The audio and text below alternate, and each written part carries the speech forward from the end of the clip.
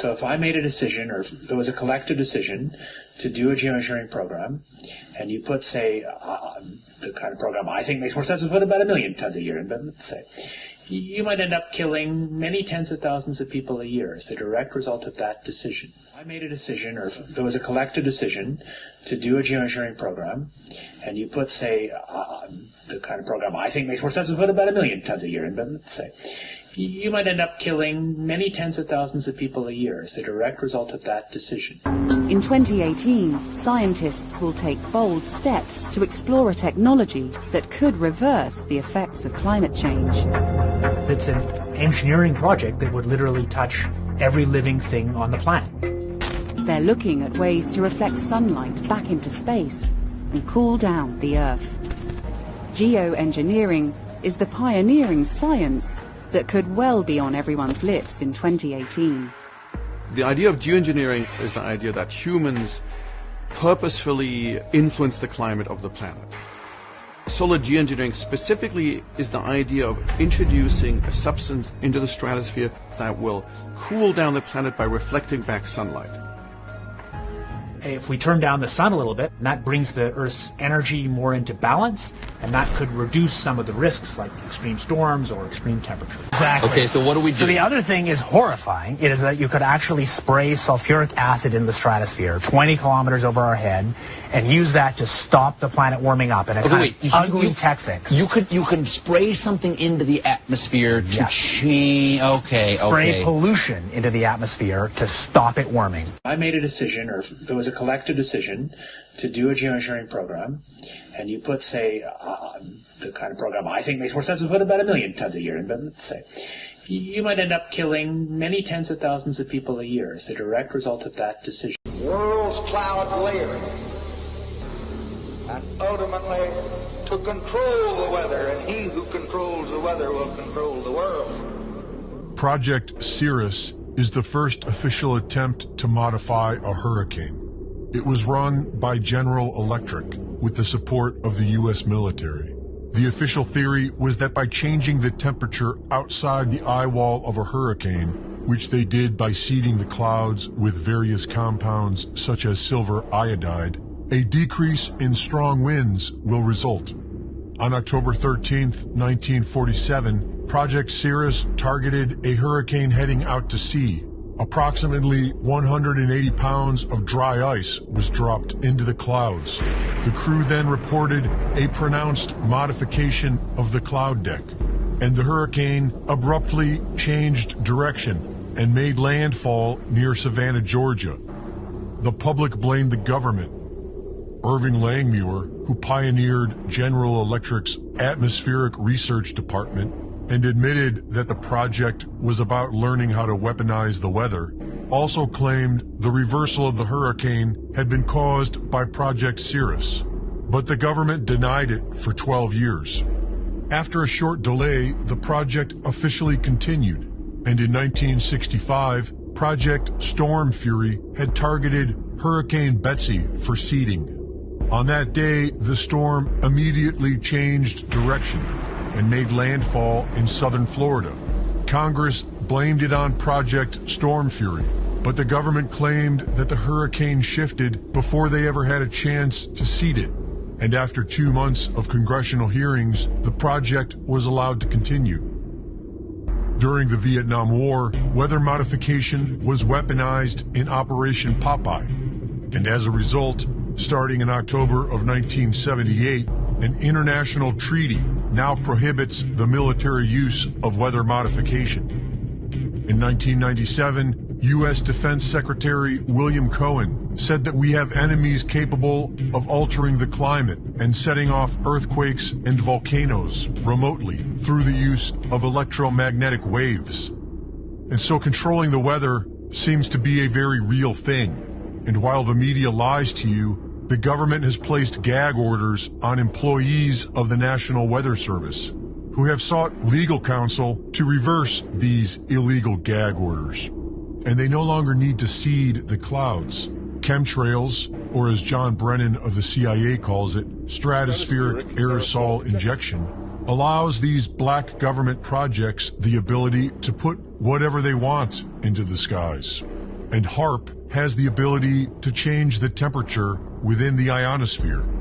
In congressional hearings, it was made known that HAARP was a successful operation of controlling the ionosphere with ultra-high-powered radio frequency, and that the Air Force and DARPA went on to develop their own versions. The Air Force has gotten great value out of HAARP in the past. We took over from the Navy and managed it and actually did a number of experiment campaigns up there and have finished our work that we're interested in doing up there. We've moving on to other ways of managing the ionosphere, which the HAARP was really designed to do, was to inject energy into the ionosphere, be able to actually control it. But that work has been completed. Frequency transmission manipulation of hurricanes is one of hundreds of patents on weather control. With conductive particles added to the storm, radio frequencies from multiple locations can steer a hurricane. According to geoengineeringwatch.org, this happened with Hurricane Ian. This is Hurricane Ian, passing near the NexRad transmission facility in Key West, Florida. When the transmission facilities are fully energized, they have a repelling effect on any air mass that has been saturated with electrically conductive climate engineering elements. As Hurricane Ian is allowed to make landfall, the frequency transmission facility in Melbourne, Florida is fully engaged. This effectively slows Ian's migration inland. The transmissions can diminish precipitation in some regions while augmenting it in others. The U.S. Air Force is sending up canisters into the atmosphere filled with chemicals. Another example is the array of technologies, often referred to collectively as geoengineering. One that has gained my personal attention is stratospheric aerosol injection, or SAI. A method of seeding the stratosphere with particles that a fully deployed SAI program would cost about $10 billion yearly. As promising as it may be, moving forward on SAI would also raise a number of challenges for our government and for the international community and other geoengineering initiatives. We shall propose further cooperative effort between all the nations in weather prediction and eventually in weather control. What we're seeing now, and I first could not believe it, and I started looking at the skies, and these are not normal. They're not natural. There's something going on. I don't know who it is or why they're doing it.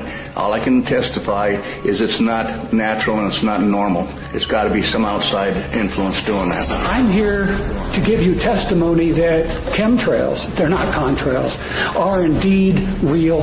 They're spraying almost every day. I watch the clouds and watch the spraying program going on. I want to tell you that we're in very great danger from the pollution that's coming down over us. And we've been led astray by the military-industrial complex, and they're responsible for the cloud's creation and weather manipulation programs. They're dark operations. When you look up at the sun and you see a white haze, that is aluminum floating in the air right now, and it's coming from the aircraft. You want some figures? Okay, latest water test. Tested the rain. 13,100 micrograms per liter of aluminum in the rain in 2013. Normally, it should be zero. If people are finding contamination, wouldn't they come here to address it? But nothing's being done? I don't know. We're investigating this, and there's a huge concern that people are getting sick. Well, I mean, we've interviewed several people. We've been here for a week. Yeah. So you're saying there is no concern? I mean, there is a concern. Many people in the county have told us that they've addressed specifically with you this very issue, and they're saying nothing's being done. That barium and aluminum is being dumped out of airplanes because they can see it in the contrails going over. Okay. Here's my question. If there's aluminum contamination, which is very toxic, is that something that you're supposed to deal with? It's in the air. It appears that there is contamination. Does that concern you? I mean, personally, it doesn't appear to me that there's contamination. Does it concern you? Here with Kristen Megan, who's actually a U.S. military whistleblower. She has an amazing, fascinating story that we will share with you here today. Now, Kristen, Can you tell us what branch of the military you were in and what you uncovered? Sure. I was in the Air Force on active duty for 9 years, and I worked in bioenvironmental engineering. One part of that process was to approve chemicals, hazardous materials. You know, what are you using? Why do you need it? Where's it being used? And tracking that disposal. After it being brought to my attention about chemtrails or geoengineering, I used to think it was crazy. It actually was disrespectful to my line of work, because here we are trying to prevent environmental aspects and impacts and not have anybody get sick from our operations. But in an attempt to debunk, it changed my life. I started noticing things. I started noticing large quantities on the system where I would approve chemicals that did not have a manufacturer name, wasn't tied to a building. When I started asking questions, I slowly became demonized. A couple years passed after that when I asked again and people realized I was kind of being more vocal about it on social media. I was starting to be thrown into a mental institution and have my daughter taken away. That changed my life. I no longer view the military the same way, and I feel like after 9 years of trying to uphold an oath, I'm able to do that now. I feel they're getting ready to admit it, and they're trying to sell it to us. You know, it's kind of like they sell back to us. They sell fluoride to us. You know, fluoride is a mining waste product. Well, how can we make that good? You know, put it in your water. So I think that they're trying to now kind of admit it and act like they're going to start doing it, and they've already been doing it. Okay, she's got the snow lit. Let's see what it does. It's not dripping at all. Okay. I've seen these things on YouTube about the snow melting and just turning black when you put fire to it. So I'm going to go outside here, get some snow.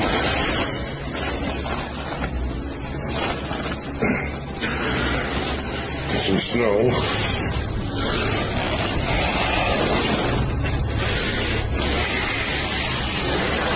Snow I just picked up outside. I'm just packing it in. Here's the snow I just picked up. You guys saw me pick it up outside off my porch. Check this out.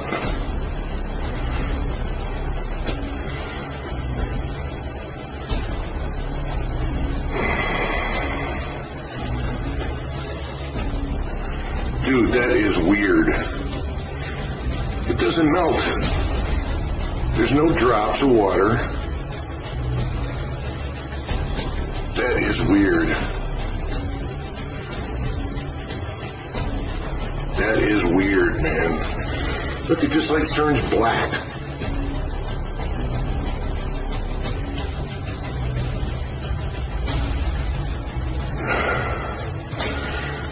You guys haven't seen one drip.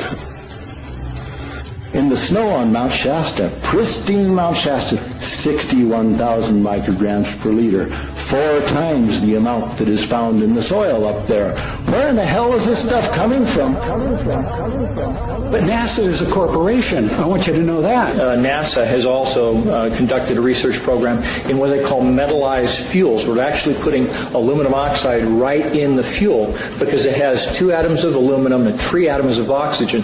So during the combustion process, it releases all that oxygen and dramatically increases efficiency, but it leaves the aluminum in the air. Alex Dimitruk explains what we could see. Hi, my name is Rich Moore. I'm a scientist at NASA's Langley Research Center in Hampton, Virginia, in the United States. What is your specific job here on this mission? So I'm an airborne atmospheric scientist, and I'm interested in understanding how aerosols or particles that are emitted by jet engines in the atmosphere go on to evolve in the atmosphere. The people who sit here, the left seat is the mission director, and the right seat is his assistant. And what they're doing is they're monitoring the power that's drawn by all of the different racks. And so they have full control over all of the different experiments, which is really important for a NASA flying laboratory. Yeah, we're trying to keep this thing as full as possible. Yeah. And there's a lot of trade-offs. We want to minimize, I talked about the sticky gases. We worry about particles being lost to the walls of the tube as well. We try to keep the tubing lengths as short as possible for the samples we're making. And so we have a number of different probes, each targeting a different size range. So some probes may target, say, 1 micron to 50 microns, and other ones may target larger particles. So a micron is 10 to the negative 6. So we're talking about 1,000 times bigger than those soot particles that I described. And so it's a big plane. We've got instruments mounted on the fuselage, and then we also have instruments mounted on the wingtips. Starting in 1993, it was called in vitro toxicity of aluminum nanoparticles in rat alveolar macrophages. That's a real fancy way of saying testing the effect of aluminum nanoparticles on the white blood cells in the little air sacs in your lung, the alveoli. And what they found in this 8-year study was that these particles, when you're exposed to them long enough, it suppresses the ability of your white blood cells to defend you from airborne infections coming into your lungs. So it suppresses your immune system. But they also found that these same particles, once they get into your system, they can actually go through the barrier in each one of the cells. They get inside the cells, and these particles can actually suppress the ability of mitochondria, which are in the cells that help to gobble up toxins and things that would be harmful to the nucleus and the reproduction process of the cells in your body. These processes are suppressed, and so essentially by breathing this material in, your immune system is dramatically suppressed. They said, we're going to control the weather by the year 2025. I asked them, what are they doing, spraying these chemicals on the public? I said, there's a violation of United States Code 50 U.S.C. 1520, which prohibits the American government from experimenting on the U.S. citizens with chemical agents. I said that law also requires who's ever experimenting, when the federal government does it, that they have to report to Congress within 30 days. They wrote back, they said they don't know what I'm talking about. We have enough evidence that there's a spraying going all over the place. We were warned about the takeover of our freedoms by the military-industrial complex by both Eisenhower and Kennedy. They're gaining traction on us, folks. We are in trouble more than just a spraying program. All I can say is it's about time we get up in arms about this, because it is affecting our health. It's high time that we as citizens of this great country take action. The most amazing thing is that cloud up there, which was generated by the engine, and in about an hour's time, someone in Mississippi is going to get wet washing. It will actually rain. 13,100 micrograms per liter of aluminum in the rain in 2013. Normally, it should be zero. It's raining! That's unbelievable! NASA's playing golf. It's making its own weather.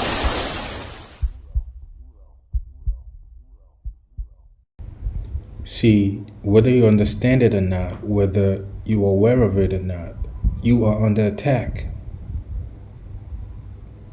You are under attack. And the attack you are under is coming at you from all angles. It's coming at you through the air. It's coming at you through what you consume with your mouth, what you consume with your mind, media, and things like that. Through your eyes, what you consume through your eyes, right? And then your food. Every aspect you can think of, even the medical aspect, you're under attack from there. You're under attack through technology. Things that are supposed to make your life easier turned out to be nothing but disastrous to you and the planet at large. The 5Gs and things like that, right? And in this regard, we're talking about geoengineering. So I get a couple of clips to kind of like drive the point home of how much under attack you are under, right? And you have these devils, that's exactly what they are, devils, these satanic individuals that are hell-bent on destroying the earth and everything in it, right?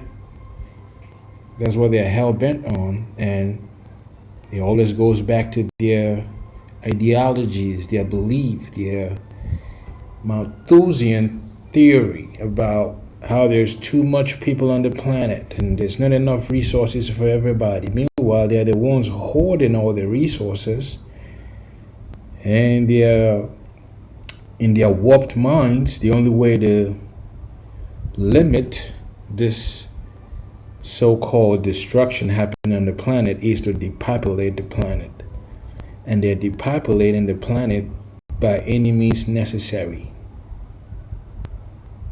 And the main focus is through their weather modifications, through the chemicals that they spray in the air, right? Through geoengineering, all of that.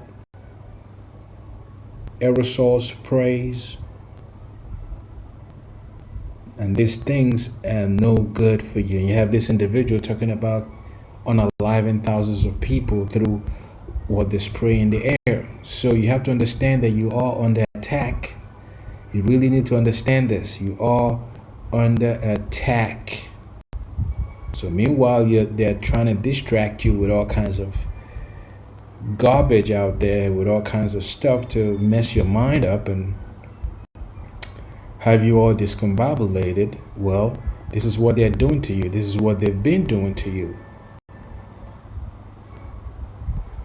And you should understand that. They have messed up the whole planet. This is the book of Isaiah, the 29th chapter and the 15th verse. It says, "Woe unto them that seek deep to hide their counsel from the Lord, and their works are in the dark. And they say, Who seeth us, and who knoweth us?" The 16th verse. "Surely your turning of things upside down shall be esteemed as the potter's clay. For shall the work say of him that made it, He made me not? Or shall the thing frames say of him that framed it, He had no understanding?" All praises, glory, and honor to Yahweh Bahashem, Yahweh Shai, Bahashem, Rachahakodash. Double honors to apostles and elders of Great Millstone who taught us this truth and continue to teach us this truth. Peace, salutation, shalom, shalom, shalom. To all you brothers and sisters out there that are of the household of faith, beginning with 144,000, down to the men, women, and children that are allotted to be delivered in this latter days, who are all of the elect, and to the brothers that are pushing this gospel in all sincerity and in all honesty, to you all I say shalom, right? And I had to pull this scripture out because the first part of it is saying, "Woe unto them that seek deep to hide their counsel from the Lord." So what they're doing, they do it like it goes on to say, "And their works are in the dark," right? They have all these meetings, these ritualistic meetings where they cremate care, be it in the Bohemian Groves or whatever the hell they do in Davos meetings, right?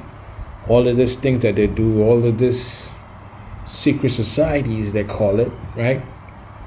And in their mind, the Lord has no idea what is going on, right? In their mind, Yahweh Bahashem, Yahweh Shai, they don't got a clue what they are doing. And their works are in the dark, because in the dark, they come up with all these agendas. Part of that agenda is this whole geoengineering, this whole thing that is spraying the air. Look up in your sky, you think those things are clouds or contrails. These are no clouds, these are no contrails. These are chemicals that are designed to pollute everything in its path. That's why people are sicker than they've ever been. So they do all these things in the dark, and they're talking, and they're in their minds. They're thinking to themselves, "Who's gonna know?" They don't know. We just use our media to tell them it's something else.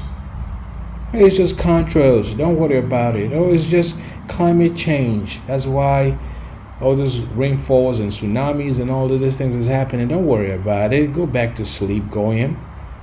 They say, "Who seeth us and who knoweth us?" Surely you're turning up things upside down.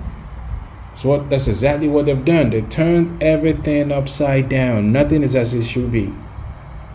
Things that are supposed to be good for you, they've managed to convince the world that things that are good for you are bad for you. The natural way of living. Nutrients, nutritious food. Nah, they want you eating lab-grown garbage and bugs and things like that. See? So they've turned everything upside down. Things that are good for you is bad. And things that are very bad for you, they've convinced you that it's good. That is them turning things upside down. Right?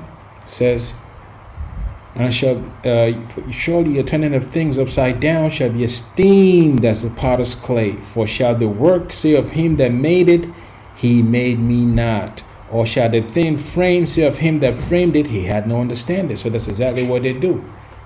While they're using their technology to come up with seedless watermelons and GMO crap and lab-grown crap, they're saying that the Most High that made the things the way he made it, he has no understanding. That their lab-grown food is better than the natural food. That the way that a man is supposed to be a man and a woman is supposed to be a woman, well, they're saying that the Most High that made those things the way it is, that he has no understanding. They can actually do better through technology and things. See, that's where we are. That's exactly where we are. This is the book of Psalms, the 82nd chapter. Let's start at the second verse. It says, How long will ye judge unjustly and accept the persons of the wicked? Selah. Defend the poor and fatherless, do justice to the afflicted and needy, deliver the poor and needy, rid them out of the hand of the wicked. Because the poor and the needy, we are in the hand of the wicked, and look at what they've done. None of us are healthy, even though we try our very best to be healthy, but we are still catching all kinds of ailments and sicknesses. Why? Because the earth is polluted under the rulership of the wicked. That's why we need to be rid from the hand of the wicked. So look at what they've done to the planet. Look at what they've done to the earth. Look at what they've done to the earthlings, so to speak, to the people that live on the earth, to us. See? It says they know not, neither will they understand. They walk on in darkness. All the foundations of the earth are out of course. So nothing is the way it's supposed to be. All the foundations of the earth are out of course. Right? Everything has been turned upside down. Everything is just topsy-turvy. You see? And they will have you thinking that it's better that way. They have you thinking it's better that way, so you can just relinquish your rights to them and let programmable artificial intelligence be the voice of reason. They don't want you doing no critical thinking, right? They want you to trust in them wholeheartedly. Man, it's sickening and it's annoying the way the world is. Very annoying. This is the book of Isaiah, the 32nd chapter and the 6th verse. It says, For fools speak foolishness and make evil plans. That's exactly what they do. It says, remember, they're using climate change agenda to undergo geoengineering operations to depopulate. That is the fools making foolish plans, man. See, they're making evil plans. Fools making evil plans to depopulate the planet, to block out the sun. That's nothing but foolishness. Only a foolish individual will do something like that.